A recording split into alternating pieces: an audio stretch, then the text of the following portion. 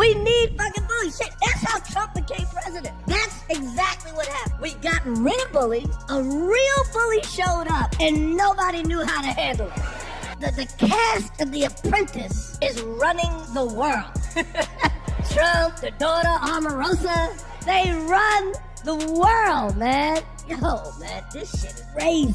Chris Rock just did what few dare. He roasted Donald and Melania Trump live on stage. But this wasn't just comedy. It was part truth, part takedown. Rock said it straight. We need bullies. That's how Trump rose to power. But what happened? Next had everyone asking, was this just a roast? Or did Rock expose something deeper about Trump's empire? And what about Melania? As the world laughs at the cracks in their marriage, her silence speaks volumes. One thing's certain, Trump was left fuming, and the internet lit up. What you're about to hear is all real, no exaggeration. Just raw, unfiltered satire, grounded in fact. Buckle up, Chris Rock's about to make Trump squirm. Just in time to get deported. Trump is gonna deport their ass. Trump is not playing, man. That's right. This time is totally different. He's working with the #1 African American in the world, the richest African American in the world, Elon Musk. That's right, he is African American. With the crowd roaring, Rock painted Trump's world as a twisted reality show, starring himself, Ivanka, and Omarosa. He exposed Trump's so-called empire as a house of cards propped up by inherited wealth and media spin. Then Rock pivoted to immigration, mocking Trump's deport everyone's stance before hilariously naming Elon Musk as Trump's new bestie, the richest African American alive. The crowd lost it, but Rock was just getting started. So here's the crazy thing. It might just work out. Trump might work out. Yeah, I said it. Trump might work out. I mean, think about it this way. Bush was so bad, he gave us Obama. You forget that, don't you? If that made you laugh, hang on, because what's next is brutal. Rock compares Trump to George W. Bush, saying, if Bush was so bad he gave us Obama, then maybe Trump's disaster will give us something great. The punchline hit hard. From bankrupt casinos to meltdown tweets, Rock lays it all bare. Trump's chaos, in Rock's words, might just be the fuel for real change or, at least a break from disaster. I had to walk by a bunch of baby oil sniffing dogs. It was insane. Everybody's worried. Everybody's worried. I mean, we got Luigi. We got Luigi, you know, and that's good. I really feel sorry for the family. I mean, everybody's fixated on how good looking this guy looks. If he looked like Jonah Hill, no one would care. They'd already given him a chair already. Be dead, okay? But this wasn't just a joke, it was a dismantling. Rock shredded Trump's ego, revealing a persona built not on strength, but spectacle. From weather maps altered with Sharpies to off-the-wall pressers, Rock didn't just mock, he revealed the man behind the mask. And it wasn't pretty. It might work out, man. Think about it. Bush was so bad, he gave us Obama. Trump's so bad, he gonna give us Jesus. Jesus, what you doing here? You seen Trump? This shit is sad. This was Rock showing how bad Trump's presidency really was, not just in decisions, but in character. He likened Trump to a washed-up sitcom star, stuck in the past, clinging to relevance. It was hilarious, but it also hit a nerve, because behind every joke was a deeper truth. Trump's bravado hides something weaker. Hey, the elephant in the room. President Trump's in the hospital from COVID, and I just want to say my heart goes out. Then came Trump's health crisis. Rock didn't hold back. The man who once called himself invincible, now humbled by reality. For Rock, it was another way to peel back the layers to show even Trump couldn't escape the consequences of his own leadership during a pandemic. I want to start by addressing the elephant in the room, sir. Giving us an hour of your time. I want to start by addressing the elephant in the room, sir. A lot of people did not think it was appropriate for you to be here today. You have told 4 congresswomen of color who were American citizens to go back to where they came from. You have used words like animal and rabbit to describe black district attorneys. You've attacked black journalists, calling them a loser, saying the questions that they ask are, quote, stupid and racist. You've had dinner with a white supremacist at your Mar-a-Lago resort. So my question, sir, now that you are asking black supporters to vote for you, why should black voters trust you after you have used language like that? Well, first of all, I don't think I've ever been asked a question so in such a horrible manner, a first question.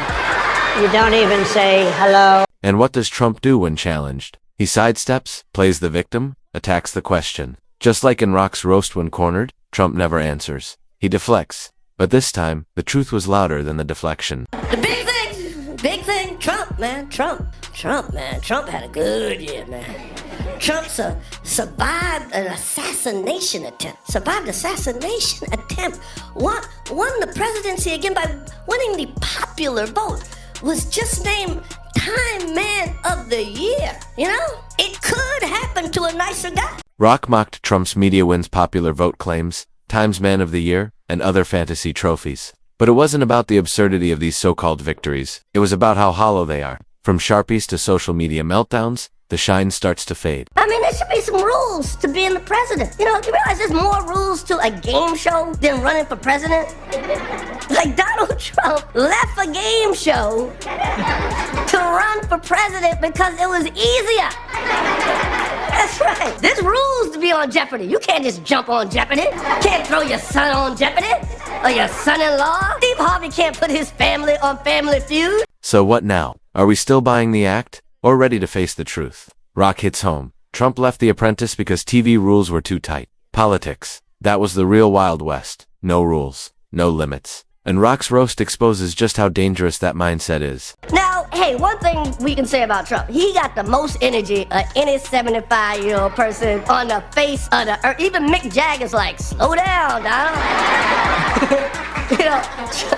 Trump is like, he's like a dominant female boxer. He's like Ronda Rousey. You're like, God damn it, she can fight. And then you go, oh, she hitting girl. Rock raps with a stinger saying, Trump's energy is like a 75-year-old on steroids. But energy doesn't equal substance. Comparing Trump to a boxer picking on easy opponents, Rock made it clear, Trump's tough guy act is just the ton act. Next, Rock switches gears. Target, Trump's marriage. And it gets uncomfortable. There is no equality in a relationship. It's like, we equals, no you're not. You're both there to serve. You are in the service industry, okay? That's right. When you're in a relationship, you're in a band. You're in a fucking band. And when you're in a band, you have roles that you play in the band. Sometimes you sing lead, and sometimes you're on tambourine. And if you're on tambourine, play it right. Play it right. Play it with a fucking smile. Because nobody wants to see a mad tambourine player. You have roles that you play in the band. Sometimes you sing lead, and sometimes you're on tambourine. And if you're on tambourine, play it right. Play it right. Play it with a fucking smile. Because nobody wants to see a mad tambourine player. Rock doesn't just roast Trump, he digs into the silence between him and Melania, the stiff body language, the distant glances. It's not just awkward, it's a clue. When the cameras turn off, something's off. Okay, people say, oh, relationships are tough. No, they're not. They're only tough when one person's working on it. That's right. Two people can move a couch real easy. One person can't move it at all. That's right. If you're in a relationship, let me try to help you right now. Okay, I'm trying to fucking... Rock highlights the tension without saying too much, because sometimes, the silence between Melania and Donald says it all. Trump might dominate the stage, but off it, the cracks show. But don't tell her off, or she might reveal her true feelings. At least Melania stands fully behind Donald Trump's message. Well, I don't always agree what she tweets. Okay, well, most of the time. But she's definitely useful to have around when you forget things, like raising your hand for the national anthem. Maybe, you know what, maybe this is why Donald and Melania sleep in separate bedrooms. She was laughing too hard at my monologue at night. While Trump commands attention, Melania stands cold just there. Rock nails the vibe. Their marriage feels less like a partnership and more like a pressure cooker. Then Jimmy Kimmel jumps in and adds his own burn. Melania also went into detail about her favorite moment as First Lady. People always asking me, what was your favorite memory as First Lady? It was in 2020 when Donald get the China virus and he was airlifted to hospital like sick elephant. Darren and I threw party on that lawn. We danced around giant bonfire and shot fire cookers at Mike Pence. I had a Lincoln bedroom all to myself and did not sleep wink. Too many smiling. Sadly, the elephant naked. Yeah, it's humpy time. Elephant find. Kimmel goes off, joking that Melania's favorite First Lady moment was Trump being airlifted for COVID treatment. While he's sick, she's dancing solo at the White House bonfire. It's savage, but it taps into a real question. Was she relieved? Or was it something darker? We gotta figure out our whole relationship. We gotta renegotiate our relationship to the government. The Senate and the Congress, does it work? No, it doesn't freaking work, man. It doesn't work. And we've agreed, and why doesn't it work? Because they need freaking term limits, okay? We've agreed in the United States that we cannot have kings, yet we have dukes and duchesses running the Senate and the Congress, making decisions for poor people. Rock then zooms out, turning his fire on the entire political system. The Senate, Congress, he calls them out as modern-day royalty, ruling over the poor while staying insulated from the consequences. The message: the system is broken, and it keeps failing us. Be a war hero. Be a war hero that got captured.